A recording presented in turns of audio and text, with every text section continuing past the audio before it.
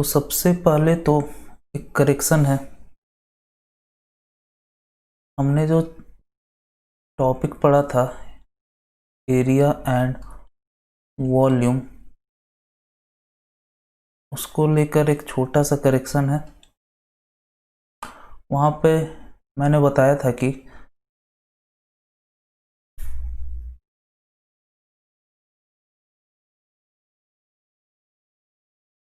अगर कोई एरिया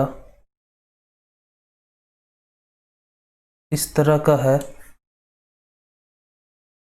ये ऑफसेट हुआ, ये सेकेंड ऑफसेट, ये थर्ड ऑफसेट, ये फोर्थ ऑफसेट। ओके, तो ये D1 हो गया, सॉरी H1 हो गया, H2 हो गया, H3 हो गया, H4 हो गया। तो मैंने बताया था कि एरिया ट्रेपेजॉइडल से, और ये डिस्टेंस h हो गया, ये भी डिस्टेंस h हो गया, ये डिस्टेंस भी h हो गया, और ये डिस्टेंस h हो गया, और यहाँ से भी यहाँ तक h हो गया। ओके, ये दिख भले नहीं रहा है आपको इक्वल, लेकिन ये इक्वल है। ओके, तो ऐसा कुछ बताया था। H1 plus HN plus 2 into rest of terms. Okay, तो ये फॉर्मूला और एक trapezoidal formula plus HN into even term plus 2 into odd term, ये दो फॉर्मूला बताया था। ये ट्रेपेजॉइडल है और ये सिम्पसन है। तो ये दोनों फॉर्मूला इस फिगर के लिए वैलिड नहीं है।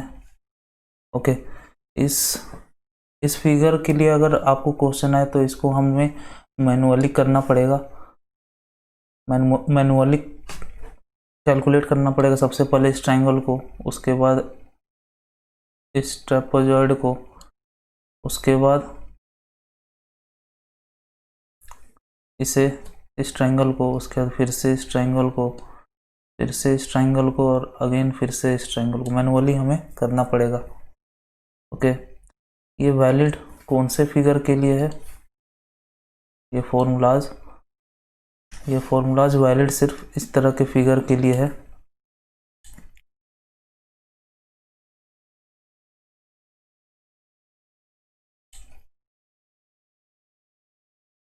ओके, ये H1 हुआ, ये H2 हुआ, ये H3, ये H4, ये H5, ये H6, ये H7, ये H8, ये H9, H10। ओके,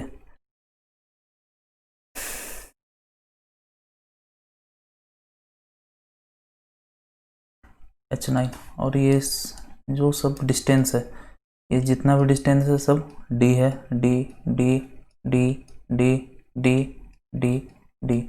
तो इस फिगर के लिए ये फॉर्मूलाज दोनों वैलिड है। ओके, ना कि इस फिगर के लिए। अगर इस फिगर के लिए अगर कोई प्रॉब्लम आए तो हम लोग मैनुअली फिर उसे कैलकुलेट करेंगे। बट अगर इस फिगर का प्रॉब्लम आए तो हमें ये फॉर्मूला लगाना है। तो ये छोटा सा करेक्शन था।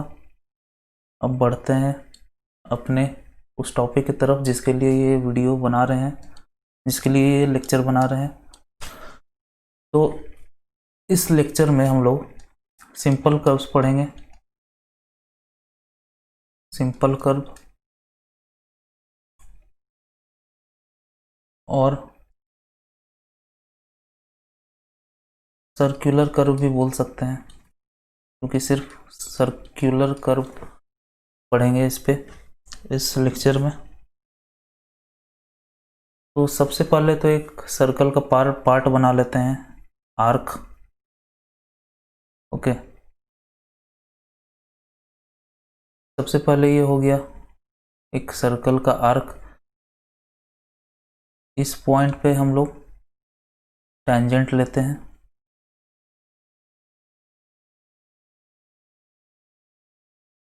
और फिर से इस पॉइंट पे हम लोग टेंजेंट ले रहे हैं। ओके, नाउ इस पे हम लोग एक परपेंडिकुलर खींच रहे हैं।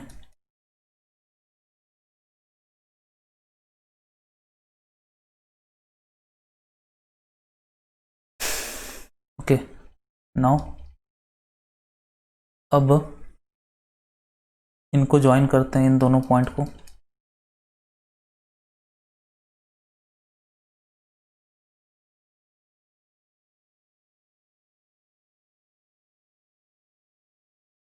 अब ये जो एंगल हुआ, ये जो एंगल है वो एंगल है डेल्टा। ये एंगल और ये एंगल हमेशा इक्वल होता है और ये एंगल कहलाता है deflection angle. Okay, deflection angle. और ये इक्वल होता है। सबसे पहला बात तो ये आपको नोटिस करना है। ओके, उसके बाद ये डेल्टा बाय 2 होता है और फिर ये भी डेल्टा बाय 2 होता है। तो ये आपका हो जाएगा एंगल 90 माइनस डेल्टा बाय 2। फिर अगेन ये वाला एंगल हो जाएगा डेल्टा बाय 2। ओके,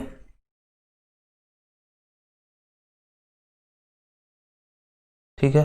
अब हम लोग थोड़ा नेमिंग कर देते हैं। इस पॉइंट को हम लोग बोल देंगे T1, इस पॉइंट को हम लोग बोलेंगे T2 और इस पॉइंट को हम लोग बोलेंगे V। ओके, और उसके बाद इस पॉइंट को C बोल लेते हैं, इस पॉइंट को D बोल लेते हैं।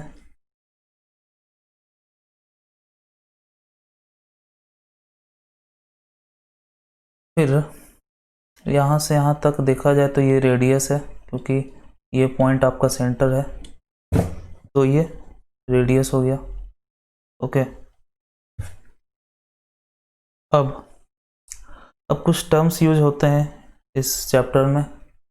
ये चैप्टर जो कर्व है हमारा, इसमें कुछ टर्म्स, कुछ पैरामीटर्स यूज होते हैं, उसे हम लोग देख लेते हैं। ये चैप्टर बहुत छोटा सा है, बहुत मिनिमम सा सवाल आता है, बहुत बेसिक सा, सिंपल सा। कोई इसमें कॉन्सेप्ट नाम का चीज़ नहीं है, बस फॉर्मूला पुटिंग और आंसर कमिंग वाला चीज़ चलता है इसमें। ओके, तो सबसे पहला टर्म जो आता है वो है length of tangent. Length of tangent वो क्या होता है? लेंथ ऑफ टेंजेंट होता है V_T1 is equal to V_T2 is equal to, तो या तो ये दोनों इक्वल है जो कि, तो इसका लेंथ को हम लोग बोलते हैं टेंजेंट। या तो ये लेंथ या फिर यहाँ से यहाँ लेंथ, इसको बोलते हैं टेंजेंट। ओके, नाउ ये थीटा है, ये थीटा, सॉरी, ये theta is equal to delta by 2 है। ओके, और ये राइट एंगल है यहाँ पे, ठीक है। और ये डिस्टेंस हम लोग को पता है, तो अगर हम लोग T1 भी और इस पॉइंट को, सेंटर को O मान लेते हैं, T1 भी और O में जब हम लोग देखेंगे तो V_T1 हम लोग फाइंड करेंगे कि वो है R tan theta by 2। Basically ये वाला चीज़ हो रहा है, ये डेल्टा बाय 2 है, ये R है। ओके, और हम लोग को ये फाइंड करना है, तो ये फाइंड क्या हो जाएगा? tan delta by 2 is equal to this by this. Okay, tan delta by 2 this is equal to R tan delta by 2। Okay,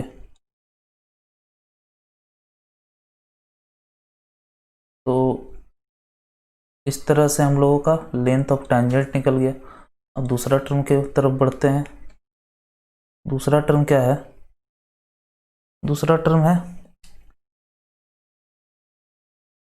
length of curve. Okay, length of curve है, मतलब यहाँ से लेके यहाँ तक का डिस्टेंस, बेसिकली T1, ये arc का लेंथ मांग रहा है, ये लेंथ ऑफ कर्व। तो हम लोग कैलकुलेट कैसे करेंगे? तो कैलकुलेट कुछ हम लोग इस तरह से करते हैं। सपोज ये सर्कल है, ओके, और ये थीटा है। तो हम लोग क्या करते हैं, पेरीमीटर जो कि 2πr है बाय 360 इज इक्वल टू, हम लोगों को चाहिए ये वाला लेंथ, हम लोगों को ये वाला लेंथ चाहिए, ओके, और ये थीटा है और ये वाला लेंथ चाहिए। तो उसके लिए 2πr बाई ये, और इसे हम लोग x मान लेते हैं जो पोर्शन चाहिए, तो x बाय थीटा कर देंगे। तो इसे जब करेंगे तो आएगा 2πr by 360, okay, into theta. Okay, तो x का वैल्यू हो गया 2πr बाय 360 इंटू थीटा। तो सिमिलरली आप लोग इसका फाइंड कर सकते हैं चाहे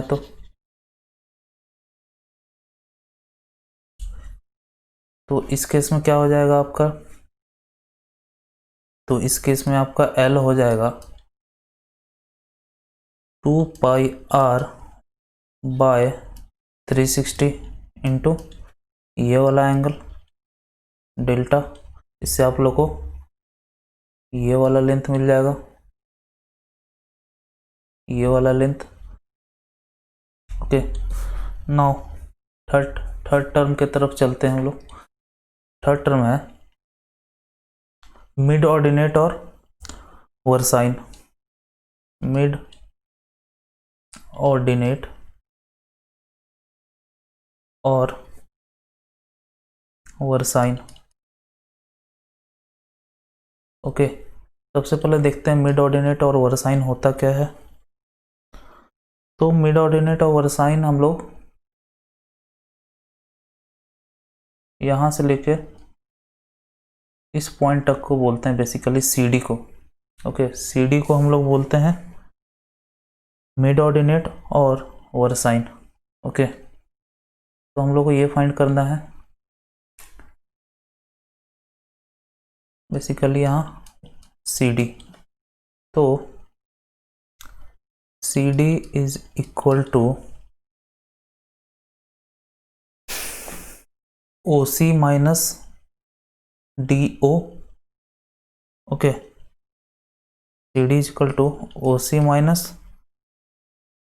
OD। ओके, OC क्या हो जाएगा? R हो जाएगा, क्योंकि ये R है और ये भी R ही होगा। तो और OD क्या होगा? OD, तो OD तो ये एंगल डेल्टा बाई 2 है, तो R cos थीटा हो जाएगा, R cos delta by 2।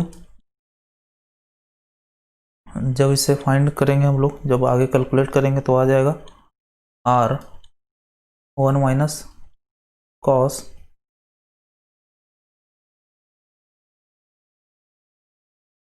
Okay,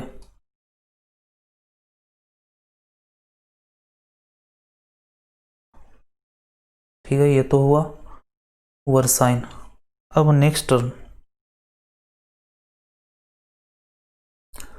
next term जो फोर्थ टर्म है हमारा, फोर्थ टर्म है length of longest chord. Length of longest chord जो कि है यहाँ से लेके यहाँ तक का डिस्टेंस T1 डी और T2।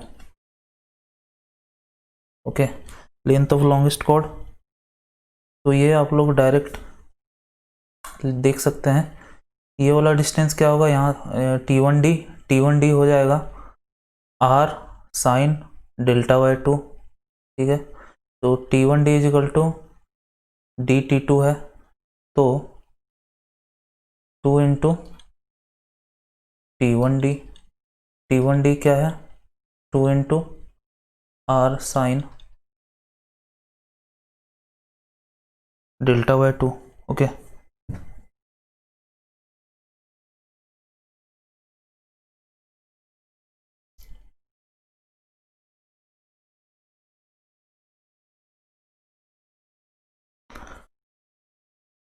अब जो फिफ्थ टर्म है वो है अपेक्स और एक्सटर्नल डिस्टेंस।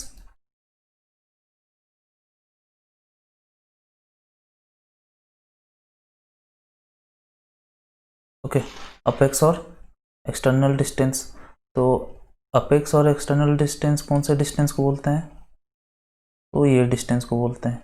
ओके, वी और सी को, तो वी सी डिस्टेंस को एक्सटर्नल डिस्टेंस या अपेक्स बोलते हैं। तो ये हो जाएगा V C is equal to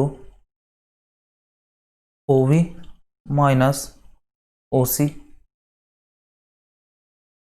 ठीक है, अब हम लोग को ओ वी फाइंड करना है। ओके, ओ वी, तो cos delta by 2 is equal to क्या होगा, आर बाय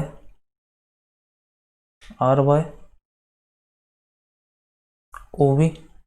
तो ओ वी क्या हो जाएगा, R by cos delta by 2, मतलब आर सेक डेल्टा बाय 2।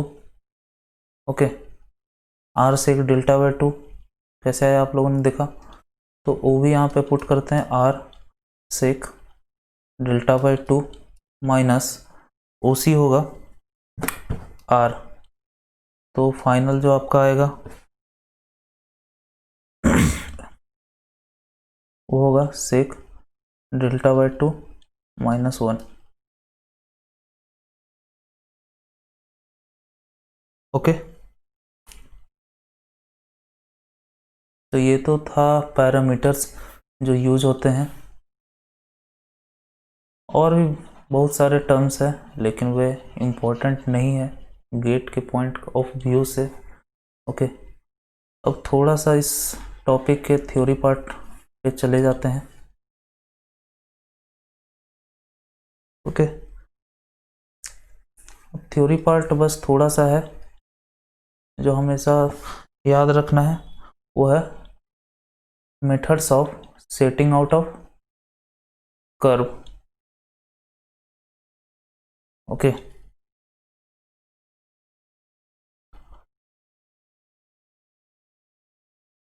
तो बहुत सारे मेथड्स हैं। सबसे पहला तो है ऑफसेट फ्रॉम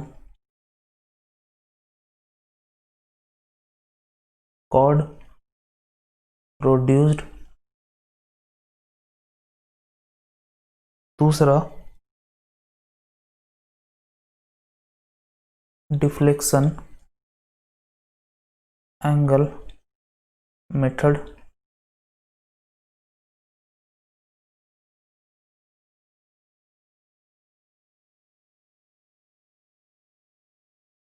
और तीसरा,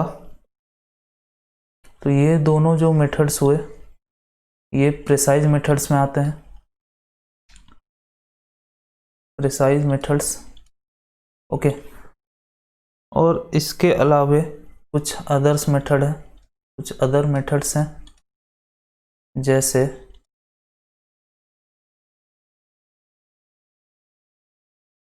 परपेंडिकुलर, तो यहीं पे लिखना बेटर रहेगा, तो perpendicular offset method. Okay, perpendicular offset method तीसरा है।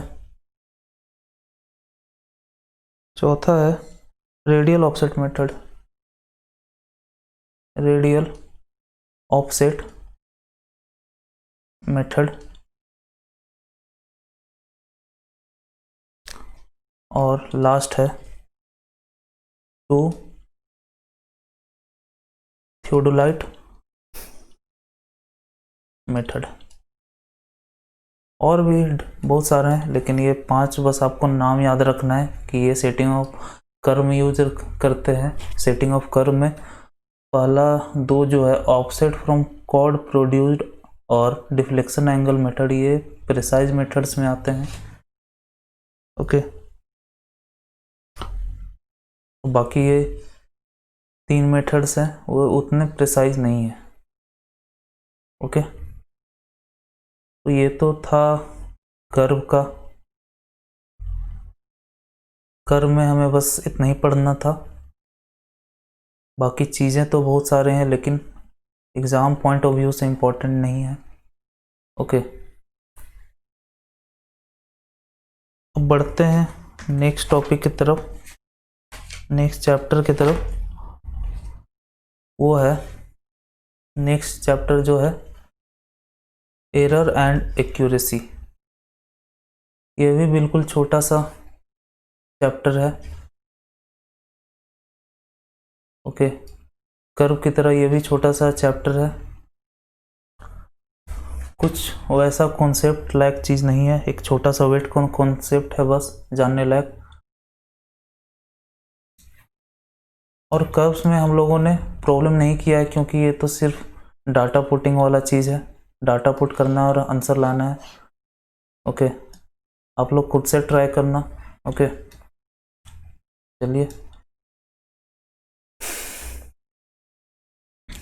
नेक्स्ट है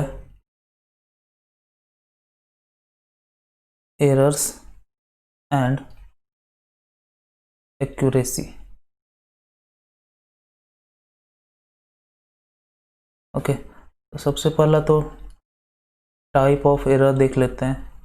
टाइप ऑफ एरर। ओके, तो सबसे पहला टाइप ऑफ एरर है ग्रॉस एरर।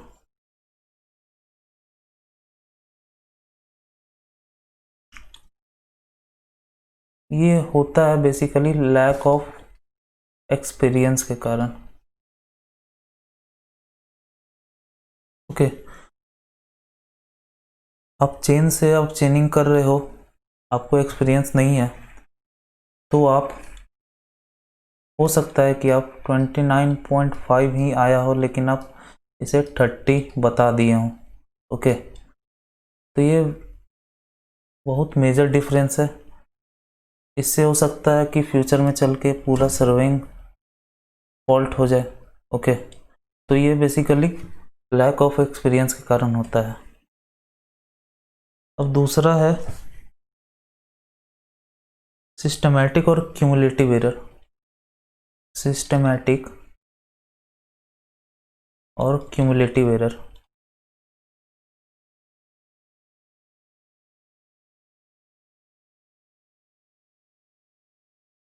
तो ये बेसिकली लगभग नेचुरल फिनोमेना के कारण होते हैं, जैसे expansion of chain due to high temperature या contraction of chain.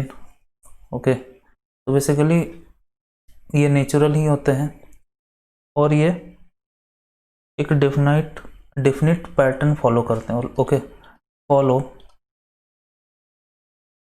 Definite pattern.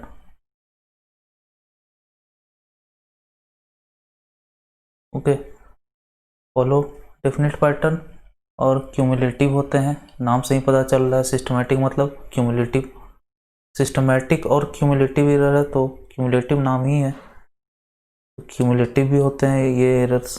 Okay, now accidental error और रैंडम एरर। एक्सीडेंटल एरर और रैंडम एरर, तो ये होते हैं basically due to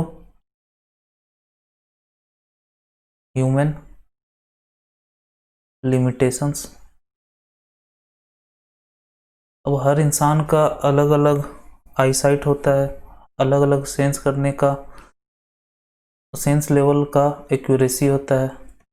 okay, for example actual में 29 है, तो हो सकता है कोई इंसान 29.6 बता दे, या हो सकता है 29.4 ही बता दे। ओके, ये बेसिकली उसका प्रॉब्लम नहीं, ये ह्यूमन लिमिटेशंस है। ओके, तो ये सब आते हैं एक्सीडेंटल और रैंडम में, random error.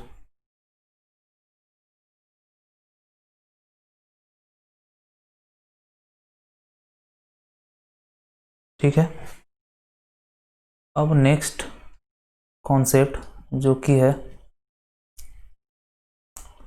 Wait concept. Wait concept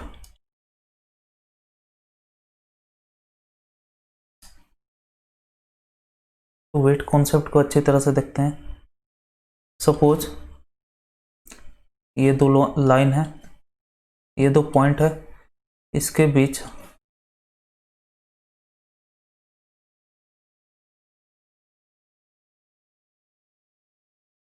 के डिस्टेंस को हमने मेजर करने बोला।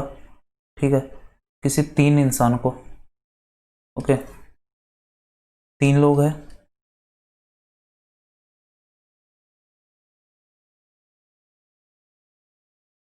तीनों को हमने बोला इस लाइन को मेजर करने के लिए, और ये इनका डिस्टेंस कुछ होगा। ओके, तो ये इंसान जो है वो 20 ईयर्स से कर रहा है।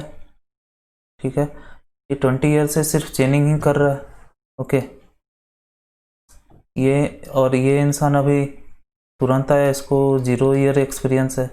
ये इंसान जो है ये लेवलिंग करता है, बेसिकली 20 साल से सिर्फ लेवलिंग ही कर रहा है, मान लेते हैं। ओके, तो ये चेनिंग कर रहा है 20 साल से, ये लेवलिंग कर रहा है,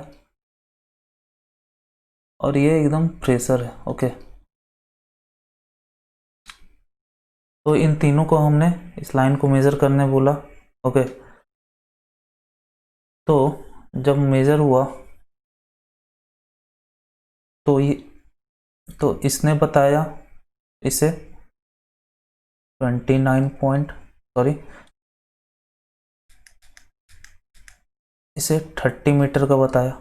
ओके, जब इसने मेज़र किया ये 29.5 बताया, जब इसने मेज़र किया तो इसने बताया 29.75 बताया इसने।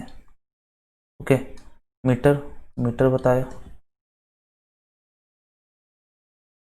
तो बेसिकली इस डाटा को जो चेक कर रहा है वो क्या करेगा, इन सबको एक वेटेज देगा।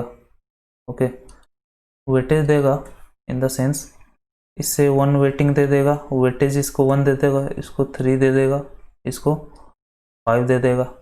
ये वेटेज जनरली हमेशा नहीं, लगभग हमेशा एक्सपीरियंस के ऊपर दिया जाता है। तो 5 वेटेज हुआ, इस डाटा का 5 वेटेज हुआ, क्योंकि ये 20 साल से सिर्फ चेनिंग ही कर रहा है और इसने मेजर जो किया होगा लगभग सही किया होगा, इसलिए वेटेज 5 दिया। ये लेवलिंग कर रहा है 20 साल से, लेकिन ये चेनिंग नहीं कर रहा है 20 साल से, लेकिन इसके पास फिर भी एक्सपीरियंस है, तो ये फिर भी थोड़ा सही बताया होगा। इसके लिए हम लोग इसे 3 वेटेज दिए। उसके बाद ये फ्रेशर है, इसको सबसे कम रेटिंग दिए। ओके,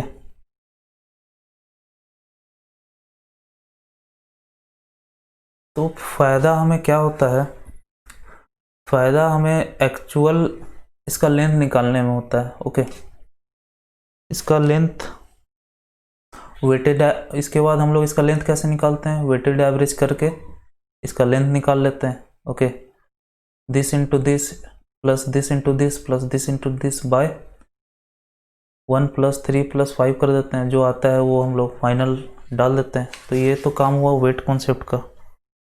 तो आप लोगों ने देखा होगा कि weight is inversely proportional to error. इससे ज़्यादा वेटेज दिया गया क्योंकि इसके एरर करने के चांसेस कम है। इसे सबसे कम दिया गया क्योंकि इसको सबसे कम वेटेज दिया गया क्योंकि इसके एरर करने के चांसेस सबसे ज़्यादा हैं। ओके, तो ये चीज़ हमेशा हमें याद रखना है कि weight is inversely proportional to error.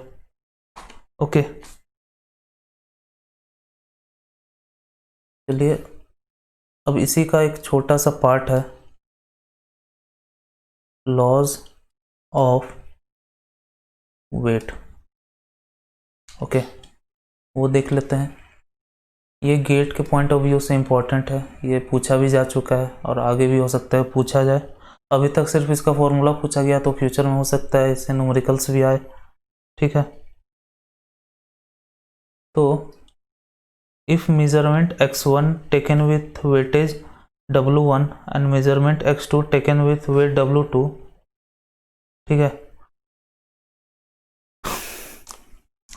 Okay and ठीक है, तो सबसे पहला जो यहाँ पे जो टर्म यूज़ करेंगे वो है x1 और x2। ठीक है, ये मेजरमेंट है एक, ये फिर ये दूसरा मेजरमेंट है। ठीक है, और इसके लिए ये वेटेज है W1 और इसके लिए ये वेटेज है W2।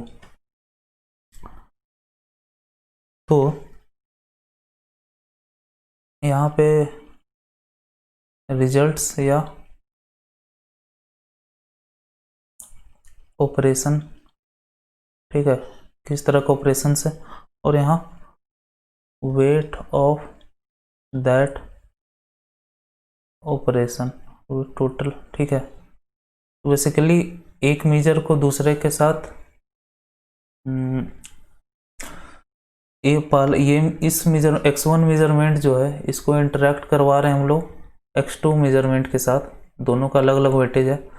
तो इंटरेक्ट करवाने के बाद, ऑपरेशन करवाने के बाद दोनों का फाइनल वेटेज क्या होगा, तो ये है कॉन्सेप्ट। ओके, तो सबसे पहला तो दो तरह का ऑपरेशन हो सकता है, एडिशन और सब्ट्रैक्शन।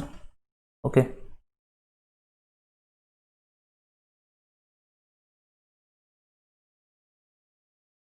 ठीक है, इन दोनों के लिए वेटेज जो होता है वो होगा 1/1 W1 प्लस 1/W2।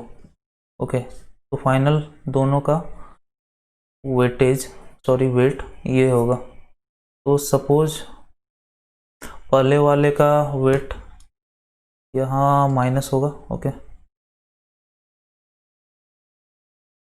पहले वाले का वेट 1 है, दूसरे वाले का भी 1 है, तो 1 और 1 यहाँ पुट करेंगे तो यहाँ पे हो जाएगा, तो फाइनल हो जाएगा 1/2। तो दोनों के ऑपरेशन का जो वेट हो जाएगा वो हो जाएगा 1/2। तो इस तरह से हम लोग परफॉर्म करेंगे।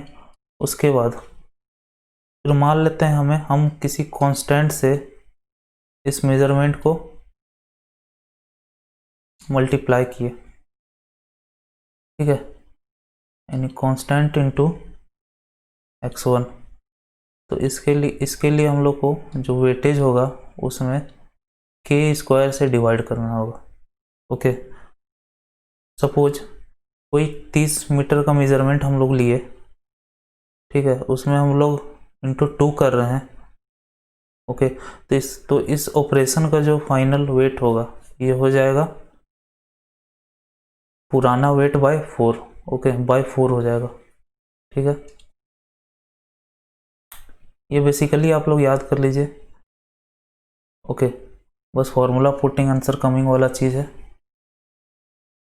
नाउ x1 को डिवाइड किए k से, तो वेट में इंटू करना पड़ेगा। ओके, मल्टीप्लाई करना पड़ेगा। नाउ फाइनल ऑपरेशन है कि x1 में ऐड कर दिए कोई कांस्टेंट, x2 में सब्ट्रैक्ट कर दिए कोई कांस्टेंट, k माइनस, ओके, इन सब के लिए सेम वेटेज रह जाएगा, कोई चेंज नहीं होगा। तो ये 4 पॉइंट हमें याद करना है बस, ओके। इस पे भी हम लोग प्रॉब्लम नहीं करेंगे क्योंकि ये भी बस फॉर्मूला है एक तरह से, ओके। इसमें कोई कॉन्सेप्ट वाली चीज़ नहीं है, इसे बस एक तरह से रटना ही है, आप लोग रट लेना, ओके। इस पे बेस्ट छोटे मोटे प्रॉब्लम्स आ सकते हैं, वो यहाँ पे हम लोग करते हैं, ओके। तो वो प्रॉब्लम कुछ इस तरह है, find the error, okay, and most probable value of area of circle of radius this, ठीक है। तो सबसे पहले जो रेडियस है बताया गया वो है 10.05 प्लस और माइनस 0.02, ठीक है, ओके। तो ये रेडियस बताया गया, तो ये तो हुआ एक एरर हो गया, ओके, एरर इन रेडियस हो गया, ये रीडिंग फाइनल हुआ, ठीक है। तो इस फाइनल रीडिंग से हम लोग एरिया निकाल लेते हैं, ओके। तो एरिया हो जाएगा pi R square, okay, pi into 10.05 का स्क्वायर, ओके। तो फाइनल आंसर आएगा 317.31 मीटर स्क्वायर, ठीक है। तो अब क्या करते हैं हम लोग, जैसा कि जानते हैं D A is equal to होता है पाई आर स्क्वायर, ओके। तो del A by del R is equal to हो जाएगा 2 पाई आर, ओके। नाउ इसी को लिख सकते हैं del A is equal to 2 pi R del R, okay. तो यहाँ पे हम लोगों को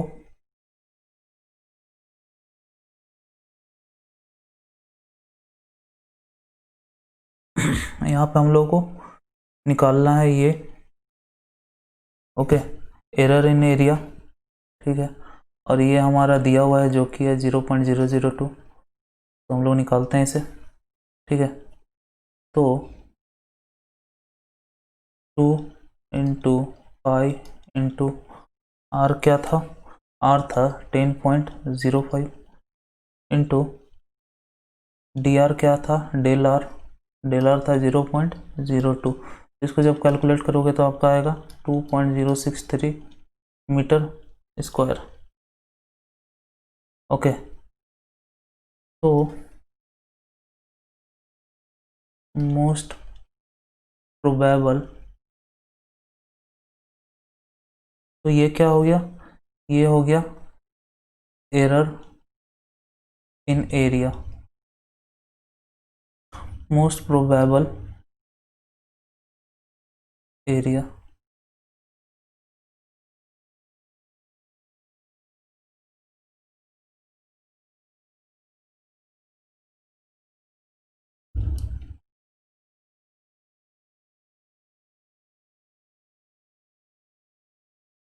तो इसको कुछ इस तरह रिप्रेजेंट करेंगे, ओके। ये जो एरिया आया था उसको यहाँ प्लस और माइनस, ये एरर इन एरिया, ओके। तो इस तरह के क्वेश्चन आते रहेंगे, बेसिकली ये मैथ है, एक तरह से मैथ्स है, इससे ज़्यादा क्वेश्चन बनते नहीं है गेट में, ओके। तो हम लोग इस लेक्चर को यहीं पे ख़त्म करते हैं, लेकिन उससे पहले एक अनाउंसमेंट है कि आप लोगों को लग रहा होगा कि थ्योरी वाले इम्पोर्टेंट थ्योरी वाले चीज़ें स्किप हो रहे हैं, तो वे स्किप नहीं होंगे, वो लास्ट में एक वीडियो आएगा जिसमें हर इम्पोर्टेंट थ्योरी होगा, जैसे प्रिज्मेटिक कंपास, सर्वेयर कंपास वगैरह, टाइप्स ऑफ चेन वगैरह, ठीक है, इम्पोर्टेंट यूनिट्स वगैरह, ओके, जो कि एक तरह से इम्पोर्टेंट है। ट्रायंगुलेशन के कुछ कॉन्सेप्ट है छोटे मोटे, बेसिकली थ्योरी है ये सब। ट्रायंगुलेशन हुआ, ओके। थियोडोलाइट हुआ, थियोडोलाइट के कुछ कॉन्सेप्ट है, प्लंजिंग, सेंटरिंग वगैरह। तो ये सब हम लोग लास्ट में एक वीडियो आएगा, लेक्चर आएगा, जिसमें हम लोग ये सब कवर कर लेंगे, ओके। तो आई होप आप लोगों को समझ में आया होगा सब। चलिए।